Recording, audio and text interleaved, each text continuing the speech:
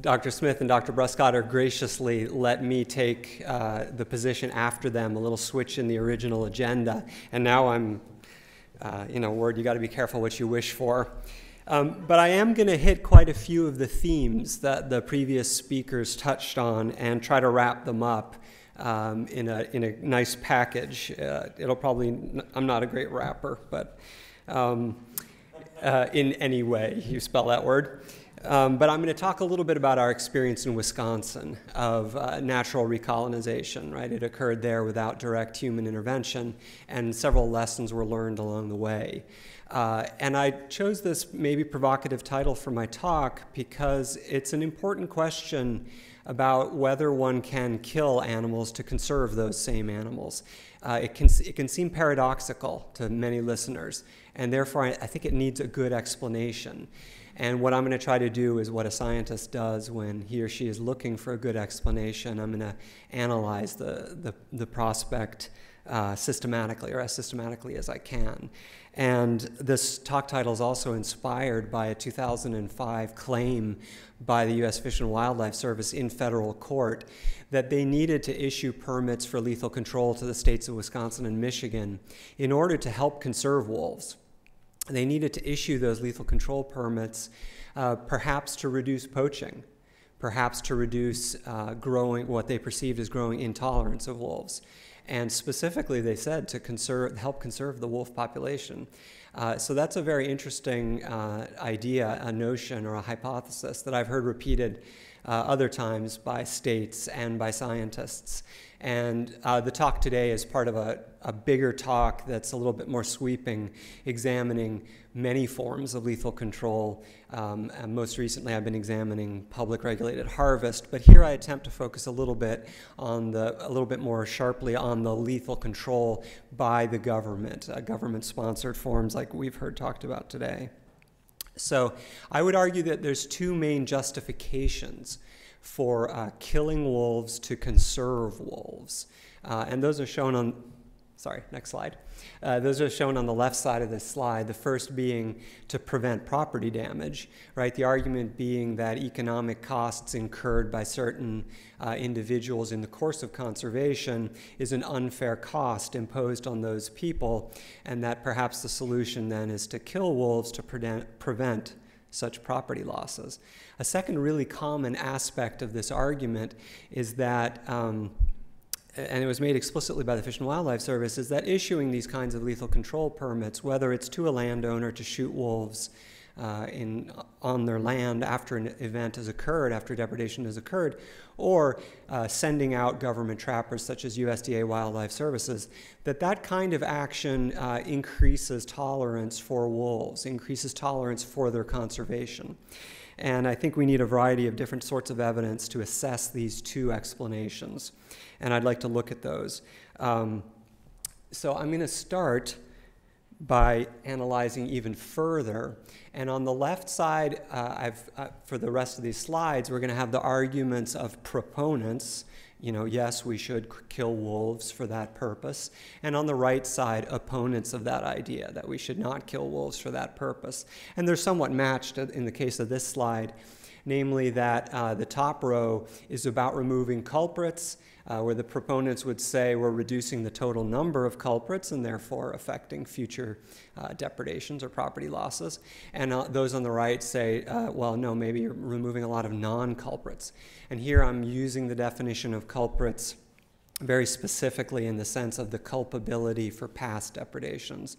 I'm not going into the debate about whether any future wolf is a future depredator. The second argument in the second row, or the bottom row, relates to what happens to the survivors. So this is going to touch on Dr. Vilgas's talk and a little bit about Dr. Brainerd's talk. But again, opponents and proponents of the idea differ very much about the consequences.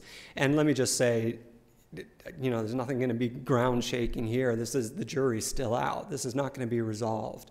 But I want to show a little bit about how the analysis of these propositions can actually take us somewhere, and somewhere interesting.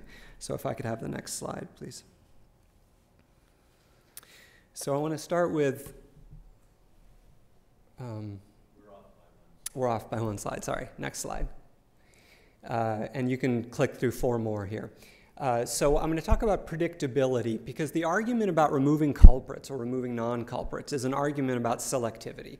How selective is our lethal control? If you were to think about lethal control across an entire region, sometimes we call that culling, versus very targeted selective lethal control at the sites where depredations occurred, that's an argument about our ability to be precise about removing culprits, right? And so what we did in Wisconsin was we examined the sites of depredation, shown as the red dots on the left, and those blue polygons are wolf pack areas. And I know you guys may not know Wisconsin because it's in the flyover zone, but that's Wisconsin. So we examined those sites of depredation from 1999 to 2006 and asked ourselves, is there any difference between the sites that had wolf depredations and those sites where wolves can go but have not had depredations? And we began examining those landscape features of those sites. And the first 2 that are up here are sort of obvious science. If we had stopped there, well, that would have been a waste of the very little money we did that was not funded by state or federal sources. This would have been obvious science, not of much interest to anybody.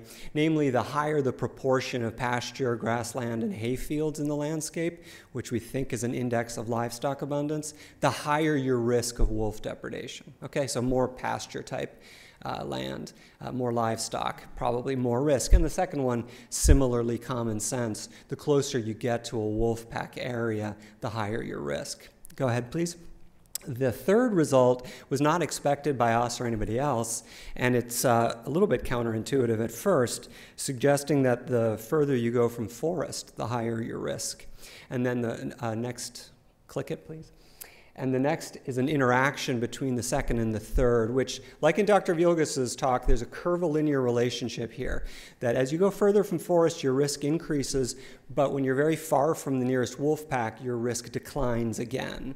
Okay, and that, advance one, please. That produces what we call a risk map, which is just think of it as the hotter temperatures are higher risk, and we extrapolated across most of the accessible area to wolves in the state, accessible based on dispersal distances.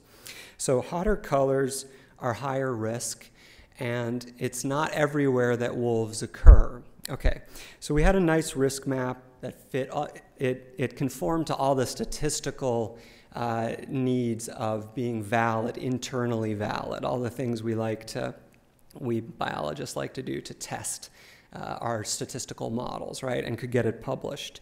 But one has to be wary of a model. Could you advance the slide, please? Because a good model can fool you, and it has to tell you something you don't already know. I like this slide to remind me about good models. This is a prize winner in a wildlife photography contest.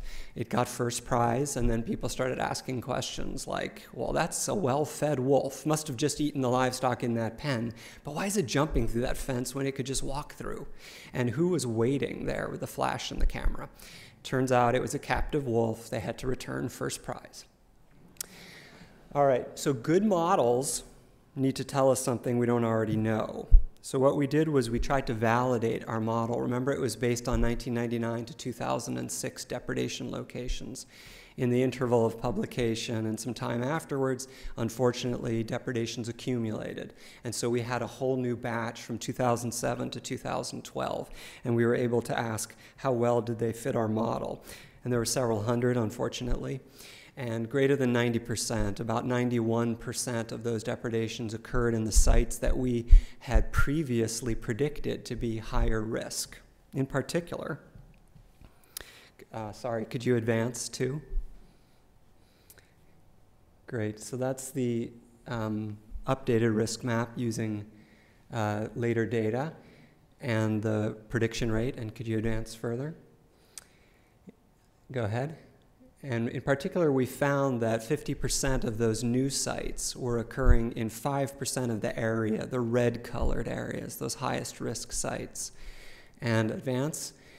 And that all of the Go ahead, you can advance. And all of the sites accounted for about 33% of wolf range. In other words, the risky areas were about 33% of wolf range, and about 91% of future sites could be predicted. So we concluded that the map was truly predictive, although it was based on correlations and a logistic regression model with, well, I won't go into all the statistics of ACA information criteria and so forth. So we concluded that it was truly predictive, although it was based on correlations, because we were able to verify it with future data. And it told us that a great deal of the area wolves were occupying was fairly low risk, not zero risk, but low enough that we should be able to target our interventions, and whatever those interventions might be. And I'd like to argue that in part risk maps such as these justify efforts at prevention. So livestock producers don't run into the hassle of losing animals and the emotional strain, stress, and worries, and perhaps the fears for the safety in the first place. If we can prevent these depredations, that might be a win-win solution. If you could advance the slide. And you can go all the way to the bottom of this slide. There's a bunch of bullet points. So we're arguing that risk maps such as these are both useful on the ground at the farm level for livestock producers, and also for managers for targeting outreach as well as possibly prevention measures, as we saw in some of the earlier talks. We also have a situation here that allows for zoning, whether that zoning is for hunting, as they decided to do in Wisconsin, or the zoning is for different approaches to management, whatever that might be. So something for everyone in the various groups involved in attempting to reduce depredations. And as far as the issue of selectivity,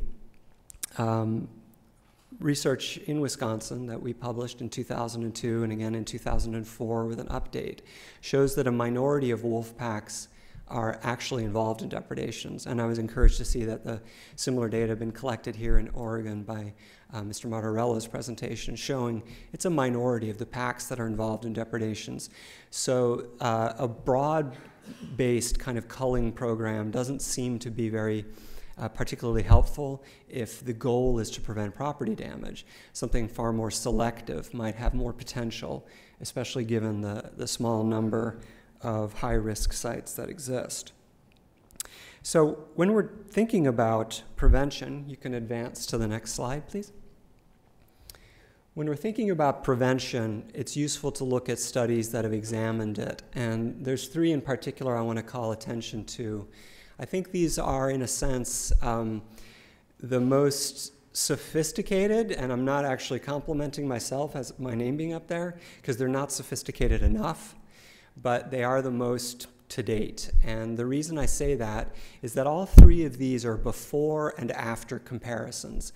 In other words, they don't rely on a simple correlation.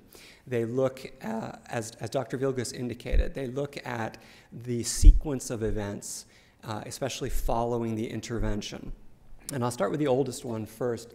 Liz Harper and her colleagues looked at Minnesota's program of USDA Wildlife Services trapping after verified depredations on cattle and sheep farms in Minnesota. And that paper sort of leaves question marks. They conclude, in fact it says in the abstract, and none of their analyses showed an effect of killing live trapped wolves that were then euthanized, so killing wolves at farms. None of their analyses showed an effect of that intervention on subsequent depredations in the area. There's a lot of nuances to their study, and it should probably be looked at again to see if we can extract more information from it, but it kind of leaves a question mark. And a study that we followed up, we used similar techniques, but for Michigan, and again looking at USDA Wildlife Services trappers who were live trapping around the sites of depredation and then euthanizing wolves that they successfully trapped. We compared those operations to those in which they attempted to trap but caught no wolves, as well as operations in which they They gave the producers or helped install non-lethal deterrents. And then a third category of interventions in which they gave technical support in person or over the phone, but nothing physical was installed on the ground. And we asked, how long is it until the next depredation in that vicinity or that very same site? And we didn't find any statistical difference between lethal, non-lethal, and inaction. In fact, we found a slightly shorter interval. I don't know if it's statistically significant yet. We have to go through the peer review process. But a slightly shorter interval till the next depredation after lethal control, which I believe speaks to, well, it's consistent with some of the results Dr. Vilgas showed us. And so what I want to emphasize, because it's a very important point, is that the two studies above Dr. Vilgas's here are at a local scale. They're examining the vicinity of depredation sites as well as sections and townships around them. So we're starting to get some serious question marks about what is the effect of lethal control in preventing future depredations. And you can advance the slide, please. Okay, so like I said, the jury's out yet, and by crossing out one of these explanations, I don't mean to suggest that it's a done deal. What the crossing out is really is a reminder that the burden of proof is now on the proponents to show that the survivors of lethal control are going to avoid humans and their property, because we're finding evidence that depredations continue, may even increase, as Dr. Vilgas showed, or the interval to the next one may shorten. On the other hand, we do have evidence for some removal of non-culprits, and these results come from studies, other studies, not just wolves, but coyotes and cougars. So although the jury's out, I would say the burden of proof is shifting about preventing property damage using lethal control, at least by the methods I've examined here. All right, we could advance the slide now.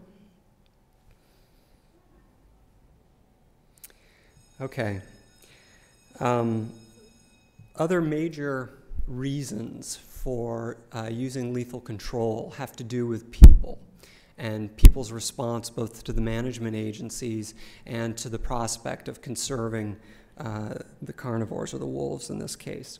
And I'm going to go pretty quickly through this so as not to run over time, and just suggest there are proponents and opponents of both on both sides for each one of these arguments. And I'm going to show you the data that we collected in Wisconsin over a 9-year period from 2001 to 2009. Can you advance the slide, please? And one more. And this is a period of rapid change, both in policies and conditions on the ground. And so we were interested in resampling the same individuals' attitudes over time. And this, to my knowledge, is the first longitudinal study that measures attitudes towards wolves, and I'm going to start referring to tolerance for wolves. But as you can see from the bullet points up here, a lot of things changed. We can't identify one particular factor that might influence attitudes because it was the roller coaster that Carter Niemeyer was referring to, the roller coaster of listing and delisting, the onset of lethal control, and increase in the wolf population, increase in depredations.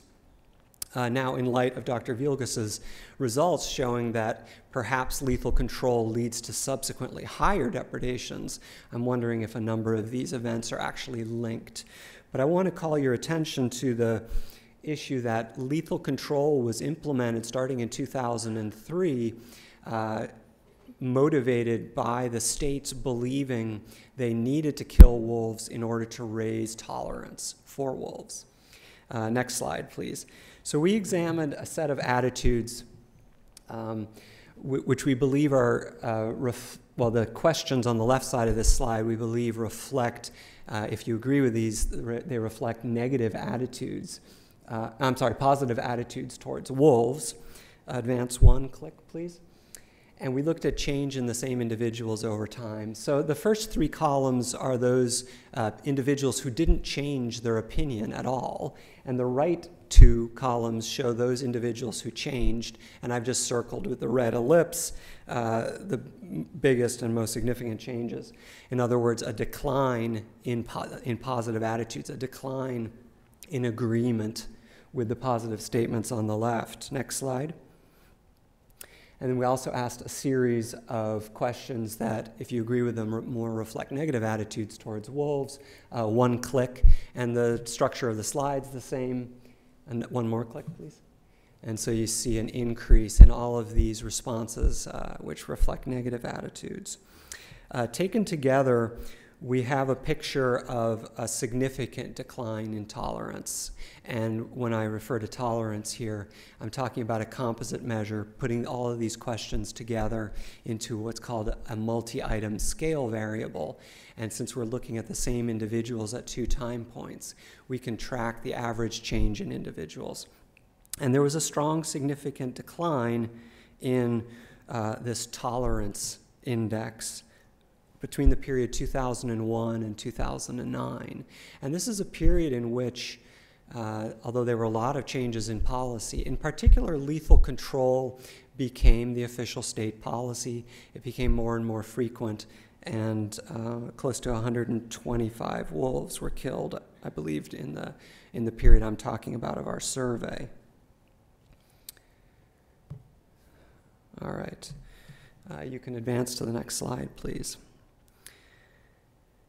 And very quickly, we looked at a series of scenarios asking people when they think that, under what scenarios they think lethal control should be applied, and found the results here indicating, when I refer to panels in our study, I'm referring to 2 different sets of people. Our first panel was focused inside wolf range.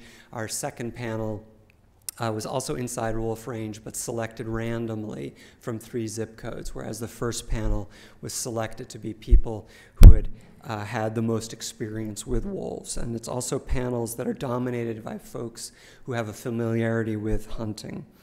So many, as Dr. Bruscatter alluded to, many of our sample are those interest groups that are most vocal about wolf policy. Next slide. So a big increase in agreement about lethal control. And we found a correlated increase in inclinations to poach wolves. So if you could click through the text on this slide to the bottom, at the top in bold is the question we asked of respondents and our sample. And in this case, it was, I'm just looking at the data for the people with a familiarity with hunting. That's people who either hunted in the last 2 years or hunted regularly at any other time in the past. And we asked them whether they'd have what we call, this is an intention to poach question. It's not a measure of poaching, and I want to be very clear about that. We can't use this to estimate poaching of wolves. It speaks more to the attitudes and willingness to poach. So we find that the rate of agreement with this question increased by about 1% per year between 2001 to 2009. So ultimately, the hunters had an average of 18% agreement with the poaching question, and one particular subset of the hunters, the bear hunters, about 25% agreed. We could also compare their agreement with this question to their concerns with other issues in other questions in our survey relating to competitiveness over deer, fear for personal safety, and experience with depredations, and whether they blamed wolves for those depredations. And we find that competitiveness over deer was the strongest predictor about willingness to poach. So let's advance to the next slide. I'm not showing you all the data here, but again, the jury is somewhat out on the score here. We are finding that, although, let me start with the opponents on the right. We didn't find that non-hunters will oppose lethal management policy. It's quite popular for reasons I can't speculate about because we haven't explored through these survey questionnaires. But that non-hunters will not oppose the lethal control policy. But on the other hand, that hunters seem to be competitive with wolves over deer as a prized game species, and that is somewhat limiting any improvements in tolerance that lethal control might have created. Also, we find a decline in tolerance over time despite the implementation of lethal control. And what we found since then in a 2013 survey is that even with a public regulated harvest of wolves, tolerance continued to decline in the same individuals sampled a third time. So right now, the hypothesis that I find the leading hypothesis is that more government killing of wolves is actually lowering tolerance for wolves. In a sense, it's saying that wolves have less value. And the public receives that message loud and clear, and it leads to various increases in intolerance, whether they're expressed in a policy context or perhaps they're expressed as inclination to poach. And that can be a slippery slope. So I want to frame the remainder of my talk looking both at costs and benefits, because I've spent 13 years of my career studying things like depredation and how you manage it. I've had a real focus on costs, and Dr. Bruscatter put his finger on it. My frame was conflict, and as a result, I may have actually exacerbated attitudes by a focus on conflict. So let's talk a little bit about benefits.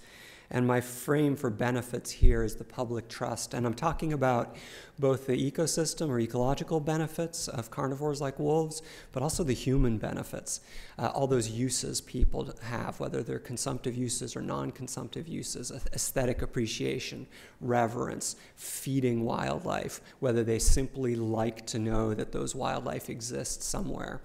Those are the non-consumptive uses, but in addition to hunting, trapping, et cetera, consumptive uses of wildlife. So just briefly, next slide. So briefly, I just show this slide to remind me that there are ecosystem benefits, like this trillium is one of 5 plant species that have been shown to benefit from wolf predation on deer to reduce browsing by the deer, and this is a trillium. So there are some ecological benefits being shown in Wisconsin, even in a system that's human-dominated, where the effect of wolves on deer is likely to be very minimal. We still find some of those ecological benefits. Of course, those ecological benefits are not valued by everybody, right? Trillium haters, for instance. But I think when we're talking about the benefits of wolves, we probably should be quite utilitarian and thinking about all the human uses as the benefits. And Dr. Bruscatter and his team, led by Christina Slagle, a graduate student of his, did a fantastic study of the Ohio black bear.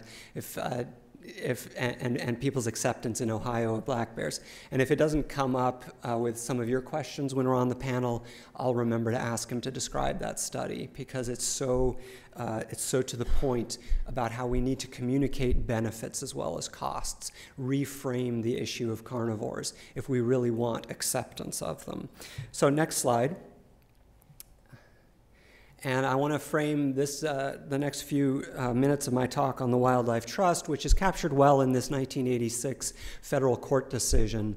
I'll let you read it, but the emphasis here is that wildlife are a trust asset held in trust by our government for us and for future generations. And this is not new from 1986. This is just a nice, clear articulation of it. And it's actually referring to Supreme Court decisions from 1896, 1892, and 1842. And I'm really proud as a New Jersey boy, I grew up in New Jersey, that the 1842 decision is a New Jersey Supreme Court decision. So, go New Jersey. And what the Supreme Courts did in these 3 decisions is that they made clear that after the revolution, after 1776, when we became independent, the sovereign rights and responsibilities that used to be in the English king's responsibility, that those sovereign rights became ours. And our representative government became the trustee of those sovereign rights. And those sovereign rights include wildlife. And what does that mean? That means that wildlife belongs to all of us. Next slide. This is one statement, sort of a modern statement of the public trust in wildlife. All right? So, U.S. governments are accountable for the broad public interest. Geez, got to get new glasses. In preserving wildlife as trust assets for legal uses by current and future generations. And you can click through the images on this slide, please. And what I've underlined these words in this sort of modern statement of the public trust because it speaks to a variety of conflicts we're having, political conflicts around carnivores, namely the accountability of our government. I mean, that means that our government needs to account to us for the costs and the benefits of wildlife, for the uses, the non-consumptive as well as the consumptive ones. And I believe this means it's a call for science, but also a call for transparency and sophisticated measurements of those uses. So I'm a state employee in Wisconsin, and therefore, by this definition, I'm one of the trustees. I'm required to account carefully for the uses of wildlife, perhaps wolves in this case, and therefore not only talk about the costs of wolves, but also the benefits. That's part of the equation that's often missed, and it appears to be critical for public acceptance of wolves in this case. The other parts that are underlined here reflect that it's all uses, not just lethal uses, not just hunting, but also the non-hunting uses of carnivores. And in that context, the legal uses of wolves, the common enemy here are illegal uses. Right, poaching of wolves. That makes fewer for hunters to hunt, fewer for wildlife watchers to watch. And that's the thing that our government trustees should probably be highly concerned with. I'm talking to myself here. I've begun to study poaching as both a human phenomenon and an ecological one since realizing this, the importance of this relationship. And then the last element here for about future generations. They're the hardest to account for, and we can't account for them by assuming how they will use wildlife. The next generation has their own right for self-determination, right? They can decide how they're going to use them. It's our obligation and responsibility to preserve sufficient numbers of this wildlife trust asset so that future generations can decide for themselves. So I guess I want to end on a positive note that our democracy is strong. It has a really long tradition, over 200 years of court decisions supporting an environmental public trust in wildlife. And it can bring together hunters and non-hunters into a common vision. But for that, the government trustees have to be accountable, have to measure transparently both the costs and the benefits. And then we have to communicate those costs and benefits. I find that very inspiring. Hope you will too. Thank you.